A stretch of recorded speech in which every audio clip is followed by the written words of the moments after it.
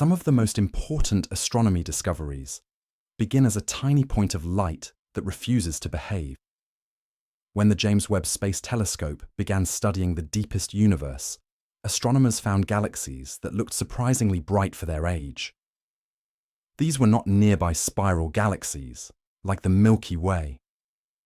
They appeared to come from a time when the cosmos was still very young, only a small fraction of its current age. Because light takes time to travel, looking far away also means looking backward. These galaxies are so distant that their light began its journey long before the Sun-Earth or the Milky Way, as we know it, existed. The basic question is simple. How did galaxies grow so quickly after the Big Bang? A galaxy is not just a glow in space. It is a huge gathering of stars, gas dust, and dark matter shaped by gravity over time. In the early universe, scientists expected many galaxies to be small, messy, and still building themselves. But some of Webb's early candidates seemed unusually mature or luminous. That does not mean physics is broken. It means the evidence is asking for a careful explanation. Some of these galaxies have been confirmed with stronger observations. Others remain candidates because distance in astronomy is difficult. A faint red smudge can be a truly ancient galaxy, or a closer object whose light is confusing us. Why does this matter?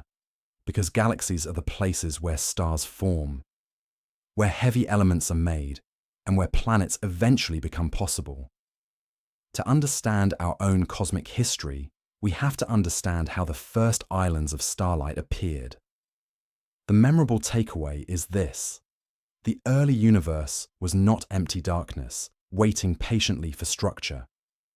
It may have been building stars and galaxies with surprising speed, and that first surprise leads to the harder question. How do astronomers know when a distant glow is truly ancient? The age of a distant galaxy is not stamped on the sky. Astronomers have to infer it from light that has crossed almost the entire visible universe. The key clue is redshift. As space expands, it stretches light on its journey. Blue and ultraviolet light from young stars can arrive at our telescopes as infrared light. Webb was built to see that infrared glow, which is why it can study galaxies far beyond the reach of ordinary eyesight. There are two broad ways astronomers estimate distance. The faster method uses colors through filters. If a galaxy fades in one part of infrared light and appears in another, it may be extremely far away. This is powerful, but it is not final proof.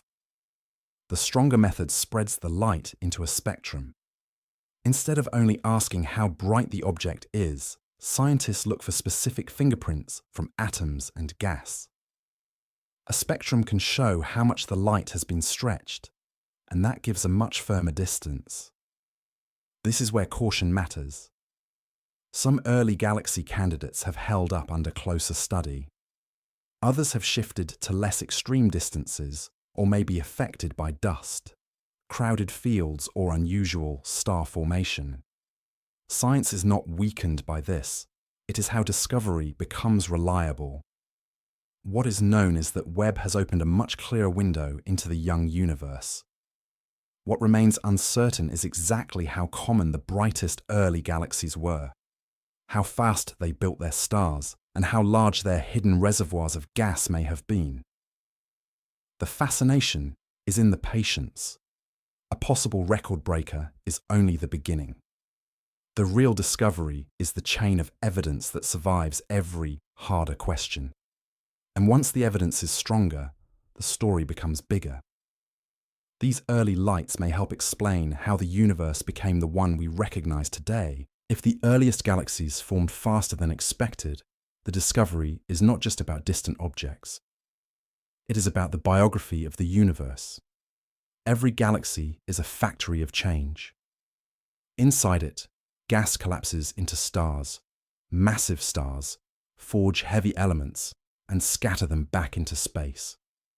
Over long stretches of time, those elements become part of new stars, rocky planets, atmospheres, and eventually the chemistry that makes places like Earth possible. So when astronomers study galaxies near the cosmic beginning, they are not collecting distant curiosities. They are asking when the universe first became chemically rich, when starlight began changing its surroundings, and how dark matter helped build the first large structures. The new observations matter because they test the recipes scientists use to simulate the cosmos. A simulation is like a careful laboratory universe inside a computer. It includes gravity gas stars, explosions, and expansion. If real galaxies appear earlier or brighter than predicted, the recipe may need adjusting, but the uncertainty is important. The answer may not be one dramatic fix. It could involve several ordinary ingredients working together: efficient star formation, less dust than expected, powerful bursts of young stars, or the way we select the easiest ancient galaxies to detect. What comes next is slower and deeper. Astronomers will keep taking spectra, comparing fields of sky, and checking whether the brightest examples are rare exceptions or signs of a broader pattern. The memorable takeaway is that discovery in astronomy is rarely a single lightning bolt. It is a light appearing in the darkness, then a question, then another observation, then a better story. The first galaxies are far beyond us, but they are not separate from us. They are the opening chapters of the same cosmic history. We are still living inside. And the deeper we look, the more carefully the universe asks us to listen.